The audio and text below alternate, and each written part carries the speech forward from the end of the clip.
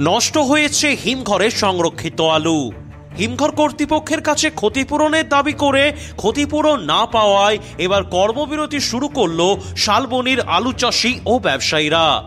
নমস্কার, আপনারা দেখছেন ইন্ডিয়া পটেটো নিউজ। আর আজ আমরা আলুর গ্রাউন্ড রিপোর্ট নিতে চলে এসেছি পশ্চিম মেদিনীপুর জেলার শালবনিতে। এখানকার আলু চাষি ও ব্যবসায়ীদের সাথে কথা বলে জেনে নেব তাদের অভিযোগ, আজকের আলুর দাম, নিকাশি এবং চাষের খবর। আর তারপর আপনাদের দেখাবো কি পদ্ধতিতে S6 অর্থাৎ সুপার 6 আলুর চাষ করেন হুগলির কৃষকেরা। দর্শক বন্ধু, বাংলার বিভিন্ন প্রান্ত ঘুরে আলু চাষি ও ব্যবসায়ীদের কথা, তাদের দুঃখ দুর্দশার কথা সমাজের সর্বস্তরের মানুষের কাছে তুলে ধরি আমরা। তাই চ্যানেলে নতুন হলে ইউটিউব চ্যানেলটি সাবস্ক্রাইব করবেন আর ফেসবুক পেজটি ফলো করবেন। ভিডিওটিকে প্রচুর পরিমাণে শেয়ার করে গ্রাম বাংলার প্রতিটি প্রান্তিক মানুষের কাছে পৌঁছে দিতে ভুলবেন না। নমস্কার স্যার। নমস্কার। আপনার নাম?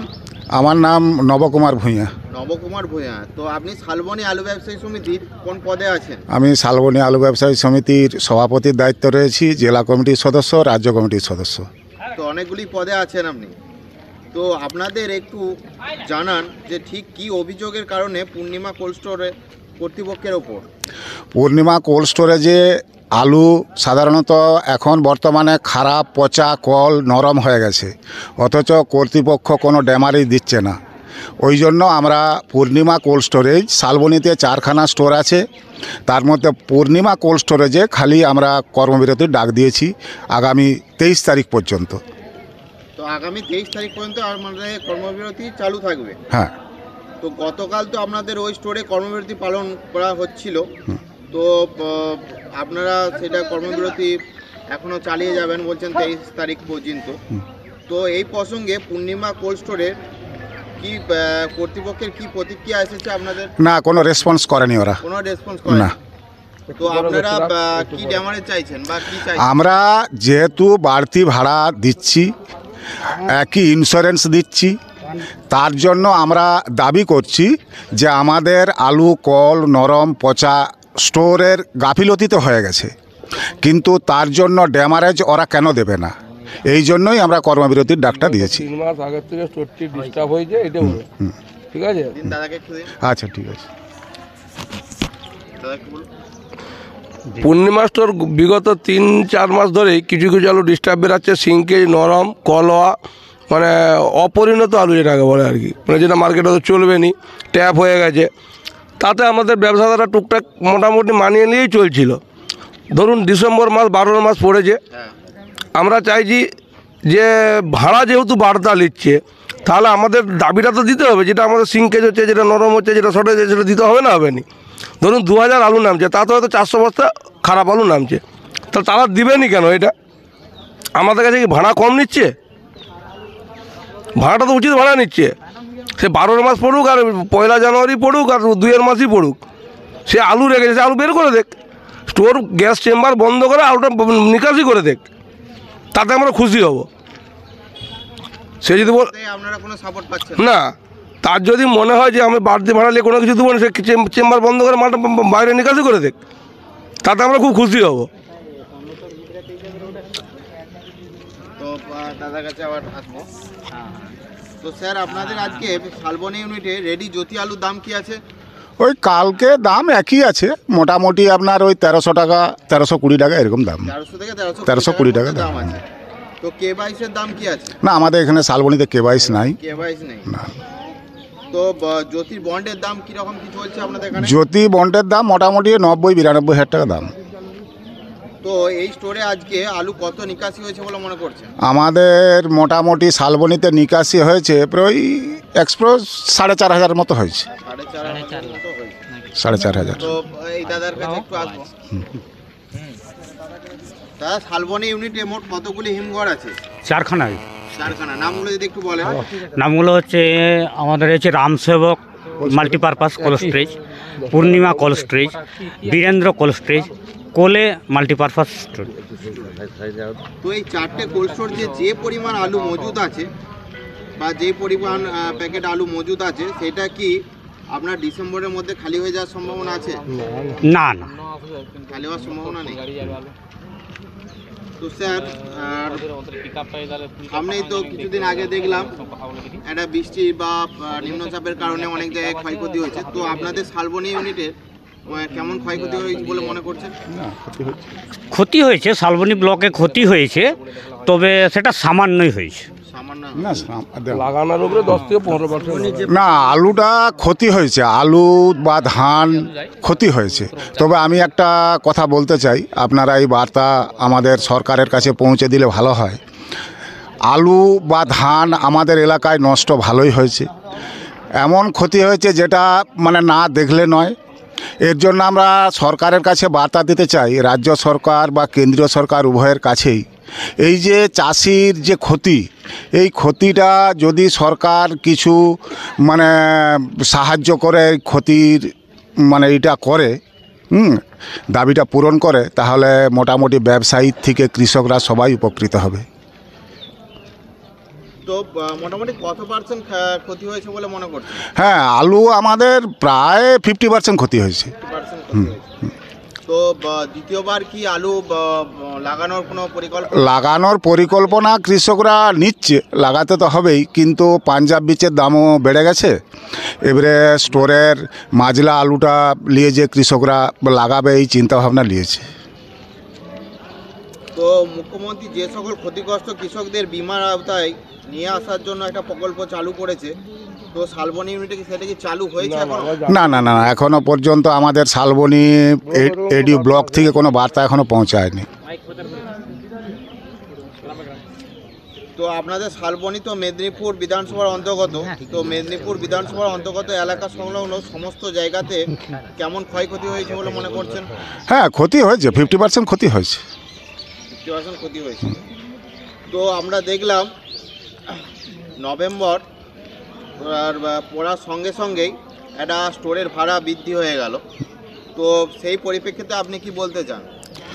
স্টোরের ভাড়া বৃদ্ধি হওয়া তো উচিত নয়। আলুটা সরকার যেহেতু জিও বের করে দিয়েছে, ব্যবসায়ীদের বা চাষিদের করার কিছু নাই, অথচ ডিসেম্বর পর্যন্ত আলুটা রাখা উচিত।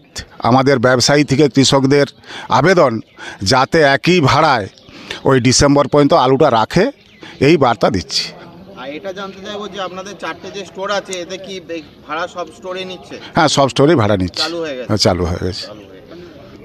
তো এবছর তো আলুর চাষটা দেখলাম অনেকটা পিছিয়ে যাবে মনে হচ্ছে। হ্যাঁ, অনেকটাই পেছাবে, মোটামুটি 15 দিন হয়তো পিছিয়ে হ্যাঁ যাবে। হ্যাঁ। তো নতুন আলু বাজারে আপনাদের এখানে আসতে মোটামুটি টাইম কতদিন লাগতে পারে? 25 দিন। হ্যাঁ, 25 দিনের মতো লাগবে। 25 দিন পর থেকে টুকটুক হালকা হালকা চালু হবে। তো এই তো বছরের শেষের দিকে প্রায় আর ধরুন 15-20 দিন বাকি আছে, তো আলুর দাম বাড়ার সম্ভাবনা কিছু আছে কি বুঝতে পারছেন? এখন কৃষকরা আলু রেখেছে দাম বাড়ার আশায়। আলু তো ভগবান ছাড়া কেউ বলতে পারেনি। এখন কথা হচ্ছে বাইরের মানে রপ্তানির উপরে চাহিদা অনুপাতে আলুর দাম কমা বাড়া হয়। যদি চাহিদা হয় তাহলে আলুর দাম বাড়বে। তো আবার শুনছি সামনে নিম্নচাপ আসছে, যদি নিম্নচাপ হয় তাহলে কি দামটা বাড়তে পারে? এখন নিম্নচাপ হলে তো দাম সাধারণত একটু আধটু বাড়তেও পারে। কিন্তু বাড়তে পারে। তো আমাদের চাষি ভাইদের উদ্দেশ্যে কিছু বার্তা দিতে চান? এখন চাষি ভাইদের উদ্দেশ্যে বার্তা দিতে চাই এটাই যে আলু যেহেতু এতদিন আছে আমাদের এই স্টোরে, এখনও কৃষকদের আলু অনেকই আছে, সেই আলুটা যাতে স্টোর কর্তৃপক্ষরা প্ল্যান্ট চালিয়ে ভালোভাবে রাখতে পারে, আমি এই বার্তাই দিচ্ছি আর কি। আর কৃষকদের যে ক্ষতি হয়েছে সেটাও সরকারকে নজর দিতে বলছি। তো আমরা যে স্টোরে দাঁড়িয়ে আছি, স্টোরটার নামটা একটু বলেন। এটা রাজা রামসেবক মাল্টিপারপাস কোল্ড স্টোরেজ। এখানে ঢালাই বাছের কাজ দেখছি চলছে, তো আমরা একটু স্যাম্পেলগুলো দেখে নিই। হ্যাঁ, দেখেন। দাদা আপনার নাম? আমার নাম সন্দীপ কারক।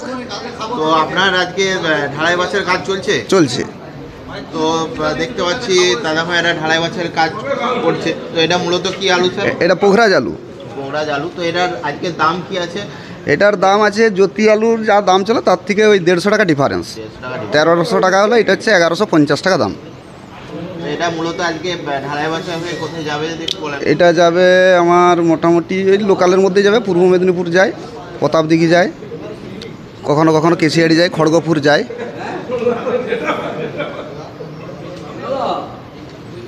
এইটা কি জ্যোতি আলু? ওইটা জ্যোতি আলু।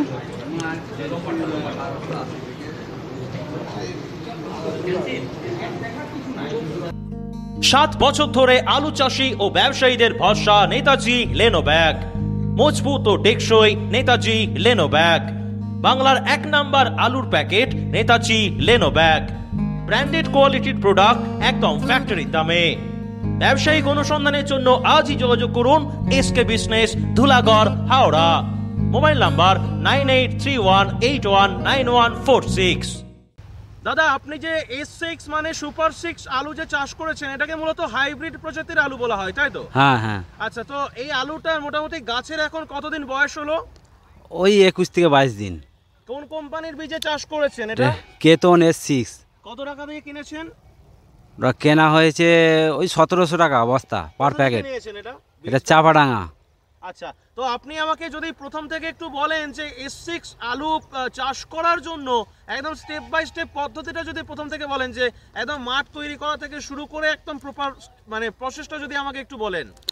মাঠতে প্রথমে তো একটা চাষ দিয়ে দিলাম, চাষ দিয়ে ফের একটা চাষ দিয়ে শুকনো করলাম, তারপরে সার ছড়ালাম। কোন সার ডিএপি, প্রয়োগ করেছেন? পটাশ, ইউরিয়া, মাইক্রোরাইজার দিয়ে চাষ দিয়ে আলু বসিয়ে দিলাম। আচ্ছা, মোটামুটি S6 আলু একটা মানে আলু বীজকে কাটলে মোটামুটি কতগুলো কল ওই বেরিয়েছিল? 2 পিস থেকে 3 পিস। 2 থেকে 3 তিন পিস পিস আলু বেরিয়েছিল। এটা মোটামুটি আপনি আজকে গাছের বয়স প্রায় 21 থেকে 22 দিন হয়ে গেল। হ্যাঁ। আচ্ছা, টোটাল S6 আলু চাষ করতে কত টাকা খরচ হয় বা হচ্ছে? মোটামুটি টোটাল S6 চাষ করেছি আমি ওই 19 থেকে 20 হাজার টাকার মতো এখনো পর্যন্ত। খরচা হ্যাঁ, খরচা হয়ে গেছে। আলুটা ওঠা পর্যন্ত বা স্টোর যাওয়া পর্যন্ত মোটামুটি কত টাকা খরচ হয়? এবার আলুটা ওঠা পর্যন্ত চোট যাওয়া পর্যন্ত খরচ হবে 50 টাকা। মানে টোটাল 1 বিঘাতে খালি এক পার প্যাকেট, পার প্যাকেটে 50 টাকা করে খরচা হয়। আচ্ছা, এটাতে ফলন কেমন হয় বিঘাতে? ফলন বিঘাতে যে যেরকম চাষ করতে পারে, যেরকম ফলন হয়, কোনো 5 প্যাকেট হবে, 6 প্যাকেট হতে পারে, 4 প্যাকেট হতে পারে। আচ্ছা, এই আলুটা মূলত আমরা জানি হাইব্রিড প্রজাতির আলু, তাহলে এটা কি মানে খাওয়া তো ভালো না, শরীরের পক্ষে ক্ষতি? অনেকের মধ্যে বিশ্বাস হয় যে হাইব্রিড প্রজাতির আলু শরীরের পক্ষে ক্ষতি করে।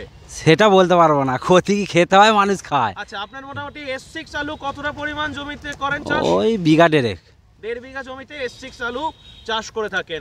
এই আলুটা মোটামুটি আপনারা কি মানে স্টোরে মানে করে দেন না খোলা মাঠে? ও জমিতে খোলা মাঠে দাম পেলে দিয়ে দেওয়া হয়, আচ্ছা। নয়তো স্টোরে ঢুকিয়ে দেওয়া হয়। আচ্ছা, মাঝখানে আমরা যখন স্টোর রিপোর্ট করতে গেছিলাম মানে বীজের মেলাতে, আমরা তারকেশ্বরে সেখানকার চাষিদের কাছ থেকে শুনেছিলাম যে তারা বলছিল যে S6 এর বীজ নাকি বাজারে পাওয়া যাচ্ছে না, বা চড়া দামে S6 এর বীজ। হ্যাঁ, এসব প্রথম বীজ তো তুলে নেওয়া হয়েছিল, মাঝখানটা পাওয়া যাচ্ছিল না, আবার ফের এখন পাওয়া যাচ্ছে।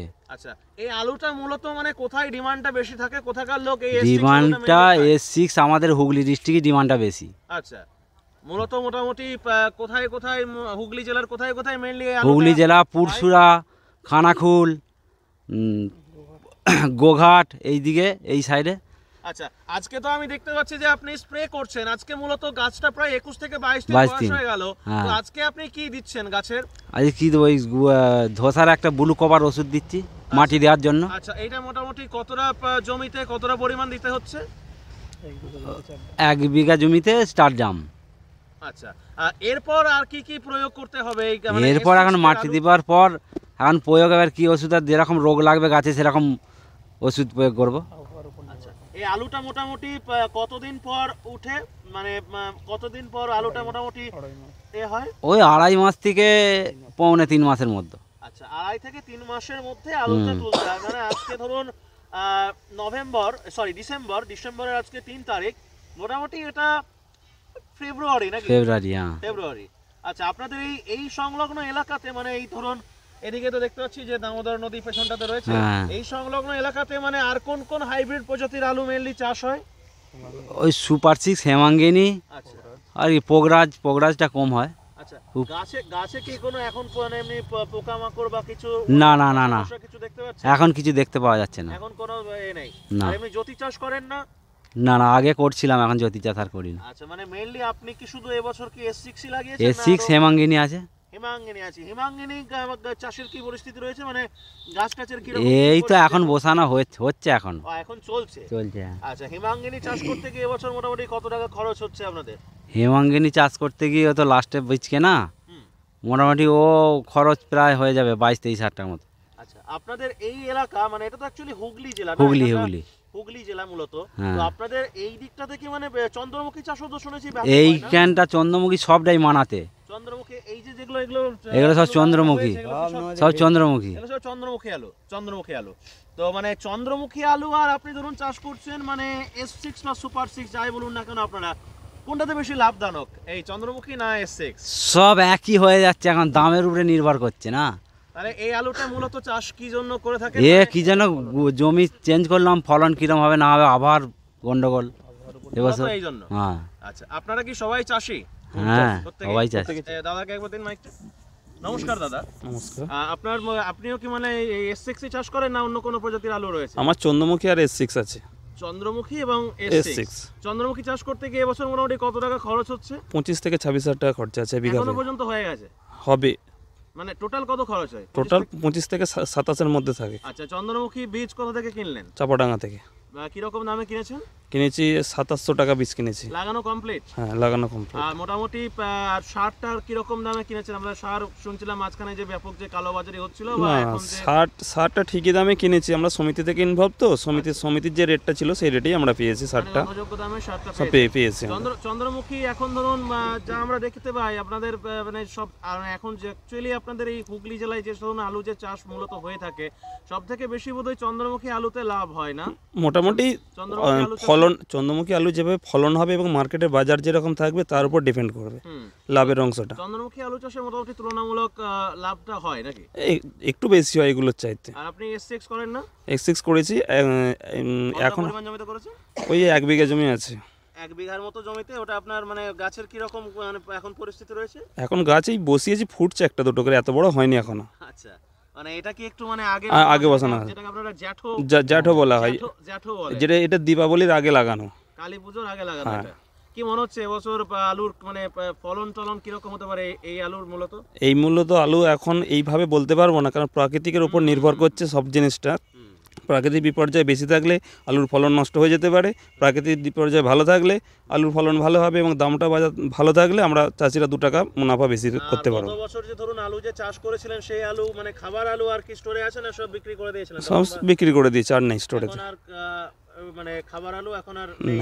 না এই মুহূর্তে। আপনি নিজেও তো ধরুন S6 মানে সুপার 6 আমরা যে গাছগুলো এখন দেখতে পাচ্ছি, এটা তো মূলত আপনি নিজেও চাষ করেছেন। তো আমাদের দর্শক বন্ধুদের উদ্দেশ্যে কি বলবেন এই আলু চাষ সম্পর্কে? মানে এটা কি সত্যি লাভদায়ক, না অ্যাকচুয়ালি এই আলুটা চাষ করেও মানে ক্ষতির সম্মুখীনই হতে হচ্ছে? না, এটা ক্ষতির সম্মুখীন খুবই কম পড়তে হয়। এটা তো অল্প মেয়াদি আলু এবং হাইব্রিড আলু, এবং তাড়াতাড়ি ফলনটার মেকআপ দিয়ে দেয় আর কি।